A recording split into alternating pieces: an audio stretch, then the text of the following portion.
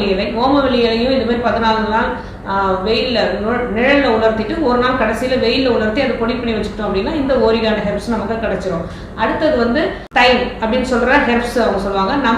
நம்ம நாட்டுக்கு வந்து அது ஓமம் இருக்கு இல்லையா, அது ஓமம் அந்த விதையை போட்டு வளர்ற சின்ன சின்ன இலைகள் கொண்ட ஓமம். இது ஓமவல்லி இலை வேற, ஓமம் வரக்கூடிய இலைகள் டோட்டலி வேற. இந்த ஓம இலைகள் வந்து இந்த மாதிரி தைமுக்கும் ஒத்து வரக்கூடியது. ஏன்னா தைம் வந்து அதிகமான வாசனை தரக்கூடிய ஒரு இலையா அமையும். ஓமத்தால் விளையக்கூடிய அந்த சின்ன சின்ன இலைகள் ஹெர்ப்ஸ் வந்து நமக்கு அதிக சத்து தரக்கூடியதாக இருக்கும். இது மாதிரி அப்புறம் அவங்க கொடுத்தது பார்ஸ்லே லீவ்ஸ் அப்படின்னு சொல்றது வந்து நம்ம ஊர் கொத்தமல்லி கீரை.